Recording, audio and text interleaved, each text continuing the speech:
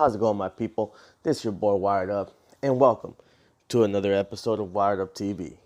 Hope you guys got your hands on the steering wheel and keeping your eyes on the road. Handle everything you need to handle because you guys know the drill. No matter what it is, my people, no matter what the hell it is. You know, I used to have a friend. He was a very close friend of mine, and we still are close friends, but we haven't spoken in a while. And he was doing great. He was by himself. He had just gotten out of a bad relationship. He was by himself, and he was working, paying bills. He was helping his mom. He was standing on his own 2 feet. He was happy, but he wasn't with a female for a long time, and then met a woman. I believe at a party. And, he got acquainted with her. He took her home. They were good. They ended up making love. He fell in love with her. But he didn't know that this woman was kind of a liar and had a drug addiction. Now, mind you, my boy doesn't. He smokes weed from time to time, but other than that, he don't even smoke cigarettes. He ain't a drinker. So my boy had his own shop, tattoo shop, everything, guys. And he lost it all because this woman controlled him, and he got basically lit on the coochie, And I'm not saying all women are like this, because my wife is wonderful, okay? She's a goddess. But there are some women out there that mess up men. And not because they're bad women, because they're lost themselves. And they need help, like they say, and this is true. To love somebody, you have to love yourself. But he lost everything. Everything. His shop, his money, his cars, everything. And this girl's completely destroying him. Okay? But I'm going to tell you guys one thing. After every dark day, there's a bright morning. Because even though, if you're in a situation like that and you think you cannot live without this person, this is the only person there is for you, if that's true, let her go. If she comes back, she's meant for you. And she's going to have a lot more respect for you than if you're chasing her around, losing all your money. Be smart. Okay? You can lose a lot of money chasing women, but you can never lose women chasing money. And I'm not saying that women are gold diggers. No. But women are not dumb.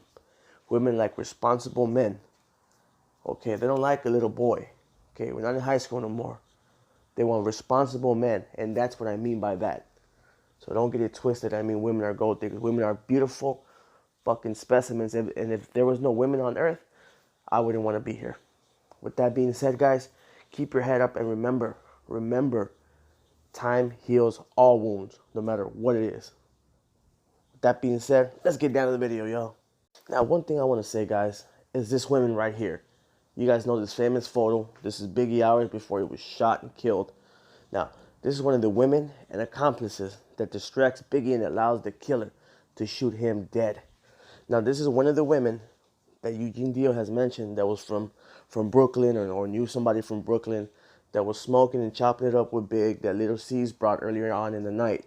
Now, they were chopping it up the whole night, and even as they were leaving, they were still walking down the street as Big was driving. And even when Big pulled up to Fairfax and wherever the fuck the other street is, where he pulled up and stopped, where he would later be shot. Okay, when they first pulled up there, he was talking to the women. They were distracting him from looking around and from seeing this guy with a gun in a car pulling up to him. They were a distraction. Okay, and we need to find who these women are. Somebody needs to interview them. The police needs to interrogate them. And we need to find out what the fuck is going on. Because this was a professional hit. It wasn't no child's play bullshit, no typical motherfucking idiot that don't know how to shoot a gun, that just typical idiot. It wasn't that, This was a planned hit. Those women were distracting Biggie. They were distracting him from the beginning of the night to the end of the night. Okay? So we need to get these women, the cops need to interrogate them, and we need to make them talk. Get whatever you guys need to get on them, scare them, get a life sentence, or do something. But then these women need to be scared into telling y'all something, because I really truly believe they are involved in the murder. Now, until we can clear this up, that's what I'm going to assume or believe. I believe they had been talked to and stuff like that, but they weren't really pushed on, okay? So that's what I think. Now, this is something I really want you guys to know. Something that I'm dying to tell you guys. Okay? Now, listen closely. By doing extensive research, speaking of viewers, subscribers, and even people that were there at the Peterson Automotive Museum in Los Angeles, California, March 9th and March 8th, 1997. Speaking to people that were there. Okay? Not going to say who, where, when, why. Okay? But that is enough for y'all. This is what we got. Now listen very closely, because what I'm about to tell you is going to blow your fucking minds. Now, the Muslim man that Eugene Dio saw was a diversion. The Muslim man that Eugene Dio saw was a diversion. So that the real killer, who was also dressed up as a Muslim man, could hit Biggie. And you're asking me why? Why was he a diversion? There was two men. Both men were dressed as Muslims. Now, there was more people involved, we believe. But we're talking about the Muslim man right now. There was two men.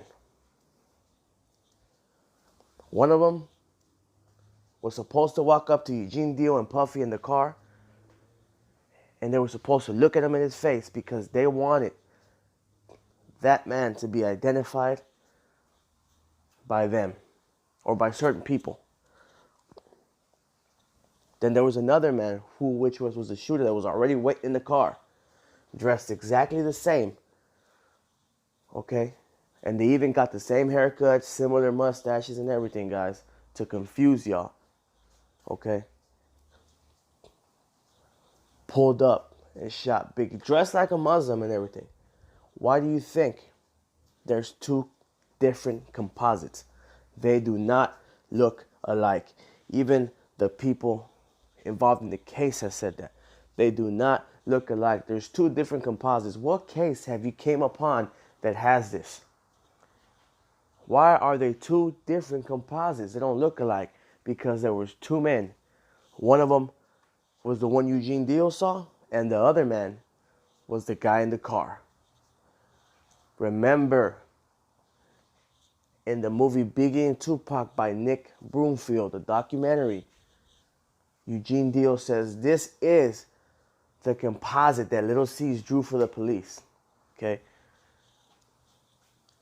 And that composite looks a lot like Mr. David Mack.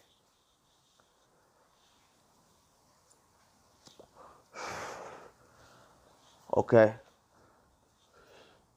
Now, I'm not saying it was him. But from the people, guys, I'm just a messenger. But from the people that we've spoken to, I mean, they match up pretty good. Just look for yourself. This is the composite that Little C drew for the police. If y'all don't believe me, watch the documentary Biggie and Tupac. The scene where Eugene Dio is pointing out Harry Billups, wrongfully pointing out Harry Billups, because now we know, and I believe even he knows, that that's not the man. That's not the killer.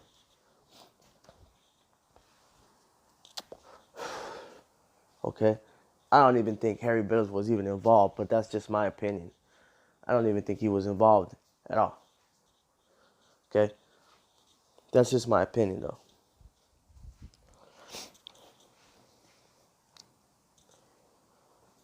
So, The guy that Eugene Dio saw was a diversion, my people. There was two men dressed the same, dressed similar, to confuse you guys and so the case would not be solved. This was a professional hit done by cops. This is what I'm being told. This is what the research led us to. Professional hit. They knew how to do it, how to confuse the police, how to not leave clues, how to shoot, where to shoot, when to shoot, who to shoot. Professional hit. Now, I don't see a lot of fucking gangbangers hit people on the streets. They always leave evidence. It's always messy and all that. Okay? Now,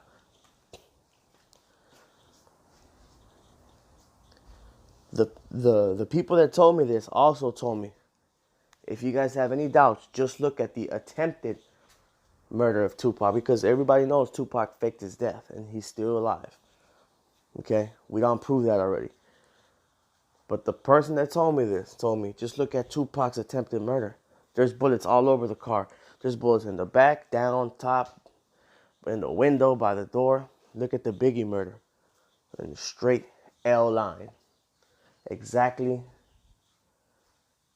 They exactly knew how to murder somebody and how to not get caught. This was a professional hit. Now, we're still investigating, and we're going to crack it here on Wired Up TV. Okay? And we do it right. We speak to people with their permission, and we don't say anything that's not wanting to be said. Okay? We don't do no shiesty shit over here. This is Wired Up TV, guys. This is your channel. Okay? Shout out to all the Tupac community. Much love to Bomb First and the whole brotherhood. Coming from me, Wired Up. Guys, there was two people. This was a professional hit. That's why there's two mother flowering composites. Think about it. Do your research. Do not be blinded. This was a professional hit. And the women that we're talking to, do your research, guys. Little C's went to grab these women because Biggie told them, go find some smoke, Little C's. And these women were hanging around and bugging Little C's.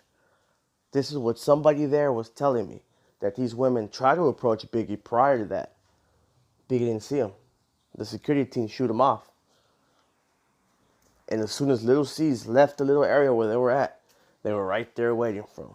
Waiting for him. Okay? These girls were involved. We need to look into these girls and ask them questions.